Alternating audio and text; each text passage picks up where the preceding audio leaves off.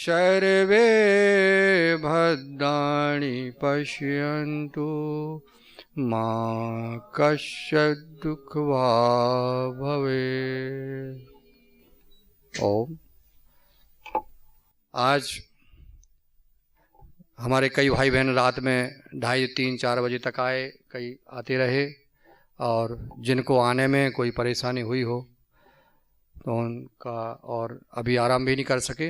लेकिन आज का ये महत्वपूर्ण सत्र, आप सबने ब्रेकफास्ट कर लिया होगा, और जो जिनके साथ वाले अभी रूम में हैं उनको भी अपन बुला लें। हम सबको बड़े सौभाग्य की बात है, परम पूज्य स्वामी जी परम सिद्ध आचार्य जी के कृपा और आशीर्वाद से हमारे Patanjali organic research institute PORI के चीफ जनरल मैनेजर आदरणीय पवन कुमार जी के कुशल नेतृत्व में और उनके मार्गदर्शन में, जनरल मैनेजर आदरणीय विवेक बेनीपुरी जी जो उनके साथ और हम सबका मार्गदर्शन करते हैं, आदरणीय डॉक्टर ऋषि कुमार वर्मा जी सहित पूरी PORI टीम के लिए जो रात दिन आप लोगों के सहयोग के लिए सेवा में लगी है, उनका हम तालियां बजा करके स्वागत करें।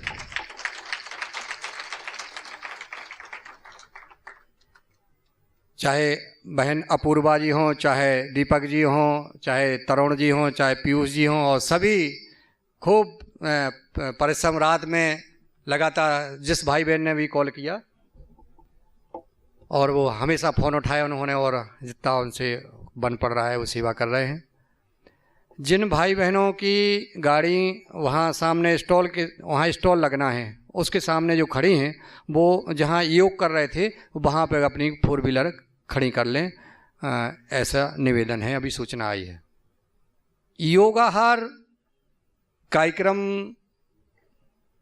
1095 दिवस पूर्ण हो गए हैं। आज 2 मई है। 3 साल पहले कोरोना काल था। कोरोना काल में परम पूज्य स्वामी जी महाराज आस्था टीवी चैनल पर आज भी 5 बजे से योग कराते हैं। हमारा देश ही नहीं, पूरा विश्व उनके साथ योग करता है, और लाखों करोड़ों भाई बहन ये आस्था टीवी चैनल देख करके योग करते हैं और स्वस्थ हो रहे हैं। ऐसे परम पूज्य स्वामी जी ने जब कोरोना काल आया, सारा विदेश और देश के सभी नागरिक अपने अपने घर में छिप गए थे कोरोना के भय से। कोई कुछ नहीं दिख रहा था, सिर्फ ये दिख रहा था कि हम बच पा रहे या नहीं। उस समय हम उनको इस युग का भगवान इसलिए कहते हैं कि उस समय परम पूज्य स्वामी जी नहीं रुके। और हम सबको गर्व होना चाहिए कि जो सारे संस्थान, फैक्ट्रियां, हर कार बंद हो गया था, लेकिन पतंजलि योगपीठ के गुरुकुल हों, चाहे पतंजलि आचार्य कुलम हो, चाहे संस्थान हो, सभी खुले थे और सभी चलते रहे। ये एक विश्व का सबसे पहला उदाहरण है। ये छोटी बात नहीं है विश्व को चैलेंज करना। और परम पूज्य स्वामी जी साधारण व्यक्ति नहीं है, एक किसान के घर से निकले, एक गरीब गांव के घर से, और आज विश्व में सिर्फ आप लोगों के लिए, इस देश के लिए, विश्व के लिए स्वस्थ कैसे बने, ये चिंता कर रहे हैं। और वह ये भी चिंता कर रहे हैं कि हम ड्रग माफियाओं के खिलाफ जो आवाज उठा रहे हैं, उनके पास कितना सामर्थ्य है। सामर्थ्य को देख रहे हैं। पहले भी हमारे महान पुरुषों ने देखा है कि हम इनसे युद्ध कर रहे हैं, हमारी शहादत होना है, हमारी मौत होना है, लेकिन वो लड़े और उन्होंने अपनी शहादत दी। आज परम पूज्य स्वामी जी समझ रहे हैं कि हमारे पतंजलि संस्थान को नुकसान होगा, हमें तमाम गालियां सुनना पड़ेंगी, हमें निंदा सुनना पड़ेगी, हमें सब कुछ सुनना पड़ेगा, लेकिन हम हमारे देश के जो नागरिक हैं उनको हम स्वस्थ बनाने के लिए हम अभियान करेंगे। और उन्होंने आवाज उठा दी है और उन्होंने शुरू कर दिया है। हम सबको उनके साथ कंधे से कंधा मिला करके उनकी आवाज को बुलंद करना है, यह हमारा निवेदन है। योगाहार कार्यक्रम कैसे आया, कहां से आया, थोड़ा सा इसके बारे में बताना चाहता हूं। चूंकि सभी हमारे भाई बहन हैं, आज उसका स्थापना दिवस है, तो उस कार्य के बारे में भी बताना महत्वपूर्ण बात है। जब कोरोना काल चल रहा था, परम पूज्य स्वामी जी को हम इंडिया न्यूज़ टीवी चैनल पर देख रहे थे। वहाँ पर मीनाक्षी जी परम पूज्य स्वामी जी के साथ योग कर रही थी। स्वामी जी योग कर रहे थे, कोरोना से निजात पाने के लिए उपाय बता रहे थे, गिलोय का काढ़ा बनाने की विधि, गिलोय की पहचान और तमाम चीज़ें, भस्त्रिका प्राणायाम, कपालभाति, अनुलोम विलोम, तो देख रहे थे और हम सब कर रहे थे। हमारे मन में आया कि परम पूज्य Swami ji India news TV channel पर लाइव आकर के 40 मिनट का ये कार्यक्रम दिखा रहे हैं, हम सबको भी कुछ ना कुछ करना चाहिए और ये बात हम सबके मन में आना चाहिए। तो मन में आया, एक वेबिनार का आयोजन किया गया पतंजलि समृद्धि कार्यक्रम के अंतर्गत। किसानों का प्रशिक्षण चलता था जो कोरोना काल में बंद हो गया था। एक वेबिनार का कार्यक्रम आदरणीय पवन कुमार जी के मार्गदर्शन में, उसमें आदरणीय विवेक बेनीपुर जी, डॉक्टर ऋषि कुमार जी और पूरी पतंजलि ऑर्गेनिक रिसर्च इंस्टीट्यूट की टीम थी, आदरणीय डॉक्टर किशोर दुबे जी सहित सारे लोग थे। उन्होंने कहा भाई हम किसानों को क्या कर सकते हैं, क्या कर सकते हैं किसानों के लिए। अगर ये गांव में कोरोना पहुंच गया तो बचाना मुश्किल है, क्योंकि अमेरिका जैसे राष्ट्रों में तो बहुत कुछ साधन है, लेकिन भारत में ऐसा नहीं है और हमारे किसान घनी बस्ती है। तो अपन ने सोचा क्यों ना अपन ऑनलाइन योग क्लास शुरू करें। बोले कैसे हो सकता है। हम कहा हम लोग सुबह से योग करते हैं, तो योग करेंगे तो और योग करके बताएंगे और ये अपन ऐसा कर सकते हैं। तो उन्होंने कहा करिए, कैसे करते हैं। तो पहले दिन हमने अष्टांग योग के बारे में ऐसे ही बता दिया, योग करके नहीं बताया। तो विवेक बेनीपुर जी बोले ऐसे नहीं, आप तो करके बताओ ना, जैसे स्वामी जी करते हैं, सब करते हैं, ऐसे करके दिखाओ। तो 2 मई 2021 को सुबह 5:30-6 बजे, क्यों महाराज जी, 5-6 बजे मुझे पहली क्लास, योग क्लास करने का अवसर प्राप्त हुआ और हमने जो है ऑनलाइन योग किया। 3 मई को आदरणीय रमेश चंद मेहरा जी यहाँ विराजमान हैं, इन्होंने 3 मई को योग क्लास ली।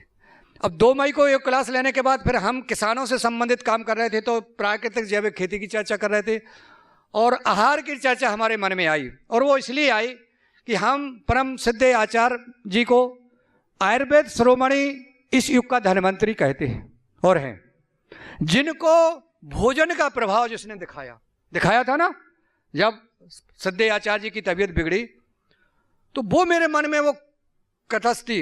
कहीं अन्य जगह योग क्लास करते थे योग शिक्षक, हमारे संगठन के भाई बहन, कोई जिला प्रभारी, कोई तहसील प्रभारी, कोई राज्य प्रभारी योग करते थे, क्लास लेते थे और उनको कहीं हार्ट अटैक आ गया, कहीं कैंसर हो गया। समाज कहने लगता था अरे वो तो रोज योग करते हैं और उनको अटैक कैसे आ गया, उनको कैंसर कैसे हो गया, तो योग करने से कोई फायदा ही नहीं होता है। ऐसी बातें समाज करने लगा था, वो भी मेरे मन में शब्द थे।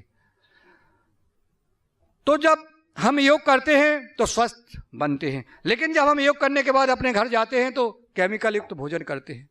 जो सब्जियां, जो केमिकल छिड़क रहे हैं सब्जियों पे, फलों पे ऊपर, और वो हम खाते हैं तो वो अपना असर करेगा। योग अपना असर करता है और जहर अपना असर करता है। उस जहर के असर से जो है हमें क्षति हो रही थी। तो क्यों ना हम योग क्लास के साथ साथ हम आहार की चर्चा करने लगे। ये चर्चा लगातार, एक योग शिक्षक और दूसरा चीफ गेस्ट, ये 2 पार्ट रखे कि सुबह 5:30 बजे से हम योग करेंगे और 7 बजे से 8:30 बजे तक हम आहार की चर्चा करेंगे, जैविक प्राकृतिक खेती की चर्चा करेंगे। ऐसा शुरू हो गया। फिर जैसे मुकेश मालवीय जी हैं, अन्य सभी लोग, डॉक्टर किशोर दुबे जी यहाँ बैठे हैं और कई हमारे भाई हीरालाल जी और कई रूप सिंह, कई साथी ऐसे यहाँ बैठे हैं कि जिन्होंने 1 साल 365 दिन किसी दूसरे व्यक्ति को मौका नहीं दिया, लगातार रोज नए योग शिक्षकों ने योग कराया। ऐसी देश की एकमात्र योग क्लास जो योगाहार कार्यक्रम चला, ये गर्व के साथ हम कह सकते हैं आप सबके सहयोग से कि ऐसी क्लास चली। इसके बाद जब 1 साल हो गए तो उन्होंने कहा भाई हमें दूसरा मौका मिलना चाहिए, क्योंकि हमारे पास बहुत कुछ अनुभव, हम कुछ नहीं बता पा रहे हैं। तो फिर 1 साल के बाद डॉक्टर साहब फिर दोबारा उनको बुलाना शुरू किया और लगातार चलता रहा। 1 साल बाद फिर आदरणीय पवन कुमार जी ने कहा कि हम योग की बात करते हैं और आहार की बात करते हैं, जैविक खेती की बात करते हैं, तो इसका नाम क्यों ना योगाहार रखा जाए।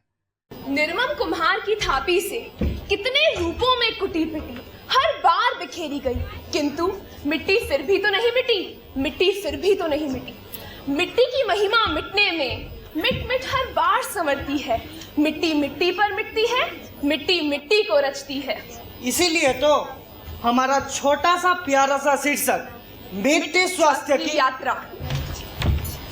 हमारे जैसे जैविक किसान जैविक कृषि को ही समर्थन करते हैं और जैविक कृषि को बढ़ावा देते हैं। इसीलिए तो मिट्टी को संवारने का सुखद ख्याल, जैविक कृषि से बने खुशहाल।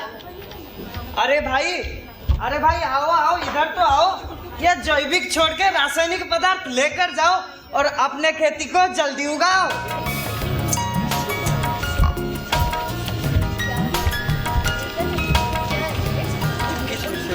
हम केवी के अधिकारी हैं। आपको कैसे खेती करनी चाहिए उससे संबंधित इस पर्चे पर लिखा गया है। अरे बेटा, आज पढ़ाई में क्या क्या हुआ बताओ जरा। और बच्चों, सब ये तो बताओ, पढ़ाई करके इन अधिकारियों की तरह नौकरी करोगे या हमारी तरह अधिकारियों की तरह? दृश्य 2 में हम देखेंगे कि किस कृषि की विजय होती है। दृश्य 2 कुछ इस प्रकार है। बोलिए भारत माता की जय। भारत माता की जय। वंदे मातरम। वंदे मातरम। जय जवान जय किसान। जय जवान जय किसान। मेरे प्यारे ग्रामवासियों, आप सभी को मेरा प्रणाम। आज हम सबके लिए बहुत ही महत्वपूर्ण दिन होने जा रहा है। आज हम सबके बीच में कृषि विज्ञान केंद्र से कुछ महान वैज्ञानिक पधारे हैं। तो सर्वप्रथम समस्त ग्रामवासियों की ओर से मैं इनका हार्दिक स्वागत एवं अभिनंदन करता हूं।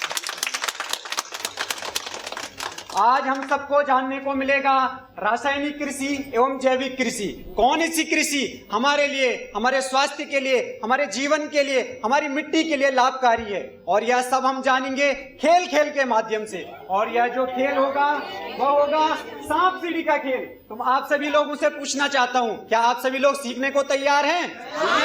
खेलने को तैयार हैं? तो आइए प्रधान जी, तो चलो देखते हैं किस कृषि का विजय होता है, हमारा रासायनिक कृषि या इनके जैसे जैविक कृषि। नमस्ते युवा किसानों, आज आप जानेंगे मिट्टी के बारे में, बस हमारी तरह।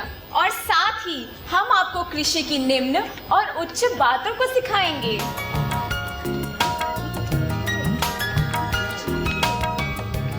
ध्यान रखें, सीढ़ी आपको ऊपर ले जाने में सहायता करेगी और सांप आपको नीचे ला सकता है।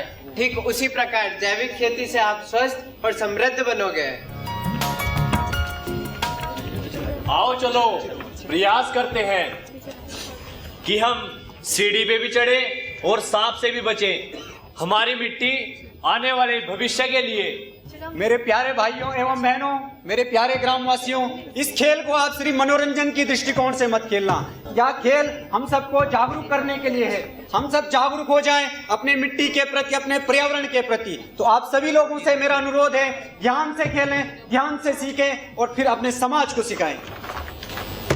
दृश्य 3 में अब सांप सीढ़ी का खेल शुरू होता है। बच्चे पासा फेंकते हैं और उससे अपने टोकन को आगे लेकर जाते हैं। तो आइए मिलकर देखते हैं आगे क्या होता है।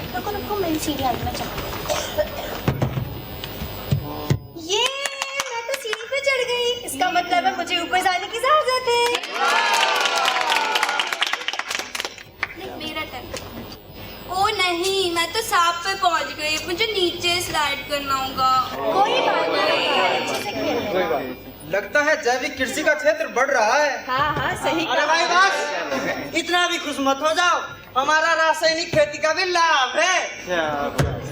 ध्यान रखिए, यह खेल सिर्फ जीतने के बारे में नहीं है, यह हमारे मिट्टी के स्वास्थ्य के लिए एक सूचित चुनाव करने के बारे में है। और हम अपने गांव के लिए एक हरित और स्वस्थ भविष्य बना सकते हैं।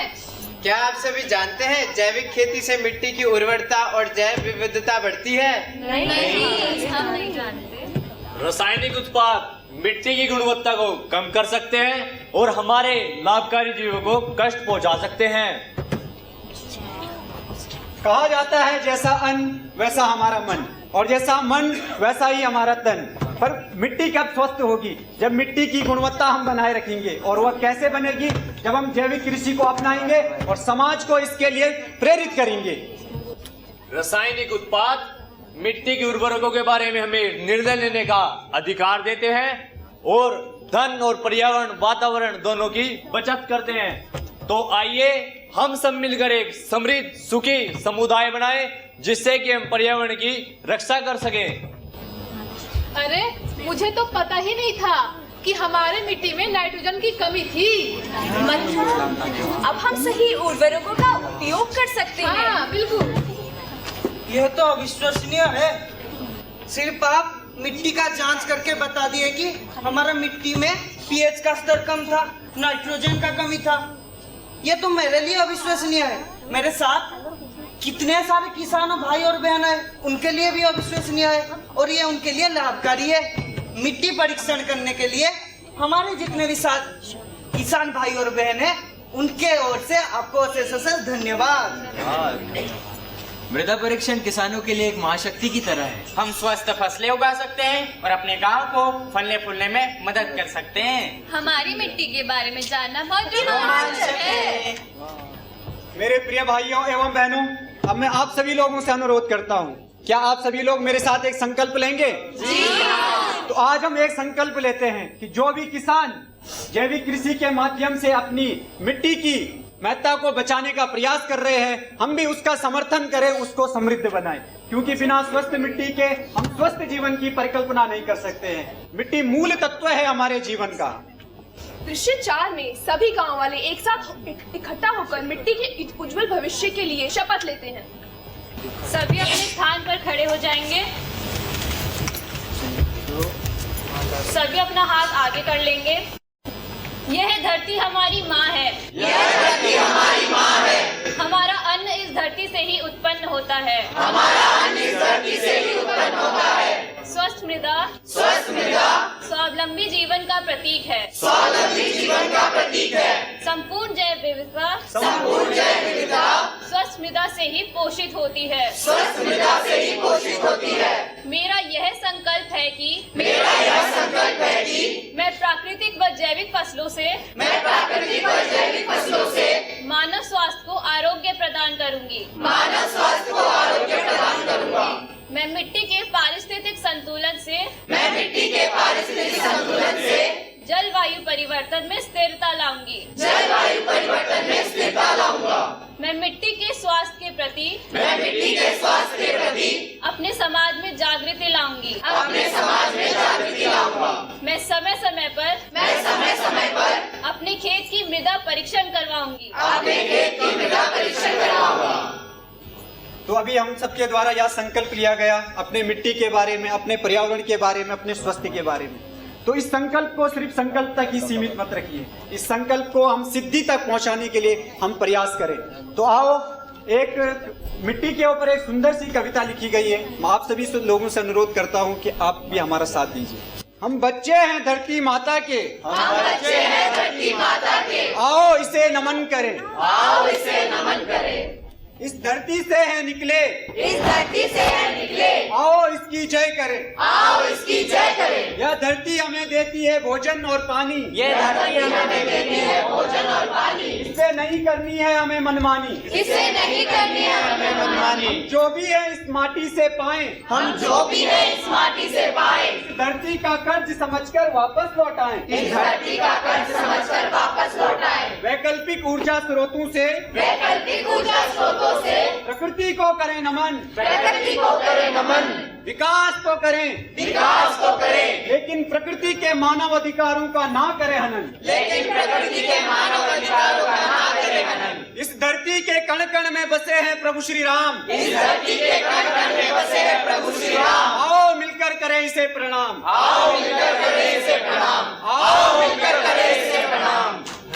धन्यवाद। सबके लिए एक बार जोर से ताली बजाइएगा।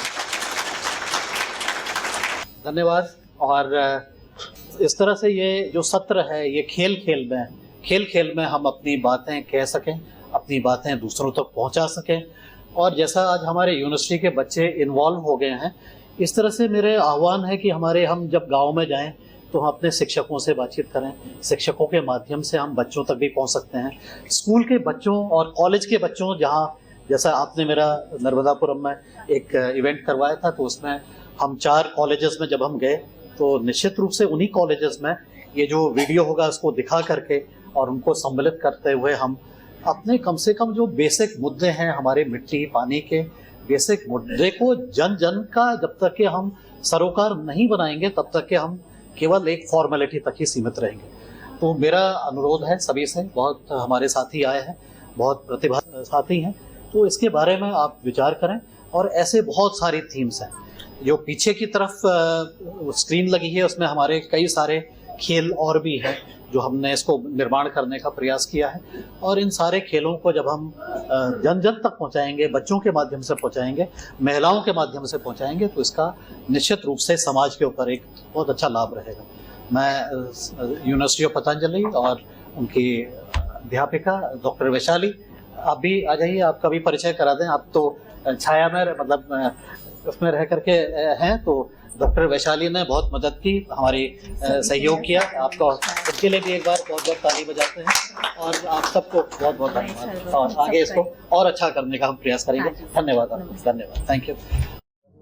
योग और आहार से होता है बेहतर तालमेल, योगाहार में आकर कभी इसका भी देखो खेल।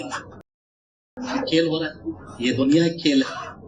खेल खेल में हो गई थी योगाहार की शुरुआत, अब तो यह व्यापक बन गया है इतने अनुभव के साथ। अब हम देख रहे हैं 2 दिन में इसकी व्यापकता और ज्यादा बढ़ गई लोगों के मन में, हमारे आचार्य जी के और पतंजलि संस्थान के मन में भी इसकी व्यापकता और ज्यादा देखने को मिल रही है। जैसे संतुलन का खेल योग और प्राणायाम का, योगाहार करता है मेल योग और आहार। जब नित्य एक नया योगी योग और ध्यान कराता है, खिलने लगती है प्रतिभा, मंच उनको मिल जाता है। हमारे रोज नए प्रतिभाओं को रोज नया नया मंच मिलता है। जब भी योगाहार में मुख्य वक्ता आते हैं, अपने साथ वर्षों की तपस्या का अनुभव भी लाते हैं। तपस्या का अनुभव लाएंगे साथ में, तब तक अपनों का साथ पाकर समस्याओं का भी हो रहा है समाधान। पद्मश्री भी साथ देकर बढ़ा रहे मंच का अभिमान बढ़ रहा है। जैविक और प्राकृतिक खेती का भी हो रहा है आदान प्रदान। क्या 1095 दिन की गाथा कोई बना सकता है आसान? ये अभी 1035 दिन में मैंने इस कविता का पाठ किया था 4 मार्च को, अब हमारे 1095 दिन। धीरे धीरे बढ़ रहा है योगाहारी परिवार, इससे जुड़ने वालों के जीवन में आती है बहार। जो हमारे लोग नए जुड़ेंगे तो आशा है कि वो उनके जीवन में बाहर आएगी हमारे। और इसी बात पे मैं कहना चाहूंगा कि जो नए जो अंतिम पंक्ति है और अंतिम पंक्ति आदरणीय सर ने कही है कि धीरे धीरे बढ़ रहा है योगाहारी परिवार, इससे जुड़ने वालों के जीवन में आती है बाहर। और ये संदेश भी है कि योगाहार परिवार का विस्तार जब हम गंगा के साथ हरिद्वार में खड़े हैं और हरिद्वार के साथ साथ जब हम गंगा के साथ साथ आगे बढ़ेंगे तो इस परिवार का विस्तार आपकी गंतव्य तक होगा। जी धन्यवाद। धन्यवाद। अब मैं भाग 2 पर आ रहा हूँ। कविता का भाग 2 है। योगाहारी निज भजते हैं गीत, रोज गीत गाते हैं, कभी हनुमान चालीसा गाते हैं, कभी गीत गाते हैं। प्रभु और प्रकृति इसी की मन में बसी है रीत। कोई वाले गाना नहीं गाते हैं, पिक्चर वाले गाने कोई नहीं गा रहा है। कोई जितने भी गाने हैं या तो भक्ति के हैं या भगवान के ऊपर केंद्रित है, इसके अलावा कोई लफ्ज नहीं निकल रहे हैं। अभी तक है तो नहीं निकले, आगे निकलेंगे तो उसको देखेंगे। निश्चय ही के कार्य सकल सुख सिद्ध करें। हनुमान चालीसा का पाठ करते हैं, उसी की एक पंक्ति उसमें है। और इसी में एक बात कहना चाहूंगा कि सर ने जो साहित्य के बहुत बड़े भरकम शब्दों का प्रयोग नहीं किया है। उन्होंने योगाहार की बड़ी विशेषता इन कविताओं में ये है कि योगाहार के सदस्यों ने जो शब्द अपनी तरफ से रखे हैं, तो आदरणीय सर ने उन्हीं शब्दों को तेरा तुझको अर्पण क्या लागे मेरा इस रूप में कहा है और ये सरल जीवन का एक उदाहरण है। एक और जो सोपान मुझे मिला है ये भी बहुत है। योगी सुर मानी कहत पुकारी, योग न हो बिन शक्ति तुम्हारी। ये दुर्गा स्तुति जब हम गाते हैं, ये हमारी उसका ही एक हिस्सा है। मैंने कहीं से, मेरी कविता नहीं है, तो इसको हमने इसका सोपान उसमें से लिया है। तो क्योंकि हम रोज योग कर रहे हैं, आज भी हमने योग किया, कल भी करेंगे, तो ये हमारी आदत का हिस्सा बना है। और इसके साथ ही मैं कल इसको लाइन को पढ़ना चाह रहा था, लेकिन मैं भूल भी गया, मुझे ऐसा हुआ। योगाहारी बन रहे नवाचारी, नव कीर्तिमानधारी, नहीं होते हैं डिस्चार्ज। योगाहार की ऊर्जा से कर देते अपनी बैटरी रिचार्ज। कल जब आचार्य जी ने कहा भाई ऐसे बोल रहा है, ये बोलने की शक्ति कहाँ से आ गई, किसने दी, कहाँ से आ गई, कैसे पैदा हो गई, तो मैं उस समय सुनाना चाह रहा था, लेकिन हमसे भूल गया। लेकिन आज फिर से सुना रहा हूँ। वो बैटरी डिस्चार्ज नहीं हो रही और नव कीर्तिमानधारी बन रहे। हमारे पटेल साहब शादी करा करके कीर्तिमान स्थापित कर दिया, तो ऐसे अनायास कीर्तिमान स्थापित हो गए।